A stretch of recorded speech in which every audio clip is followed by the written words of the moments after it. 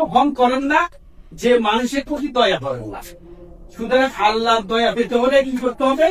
মানুষের প্রতি দয়া করতে হবে, করুণা করতে হবে, মানুষকে ভালোবাসতে হবে, যারা পিছিয়ে পড়া আছে তাদের সাহায্য সহযোগিতা করতে হবে। আমাদের এই প্রিয় ভাইয়েরা একটা বড় ইবাদত নিয়ে আছেন, এই জন্য আবারও তার সুন্দর করে জানাচ্ছি, কারণ তারা আমাদের এলাকায় সুযোগে ইফতার এগুলো দেয়, তা নয় আমি তাদের প্রোগ্রামে পাই নাই কখনো, কিন্তু তারা অনেকভাবে অনেক রকমের অনেক এগুলো তার সাহায্য সহযোগিতা করে।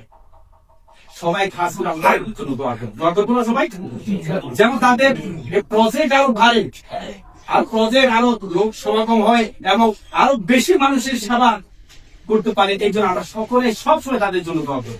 ঠিক আছে? তখন তার সমস্ত আমল বাদ করে দিয়েছেন, ও তো তাকে বরং শাস্তি দিয়েছেন জাহান্নামে মুক্তি করে।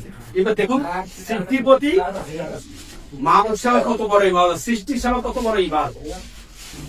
ওয়াল্লাহু ইউহিব্বুল মুতাতাহহিরিন ওয়াল্লাহু ইউহিব্বুল মুহসিনিন।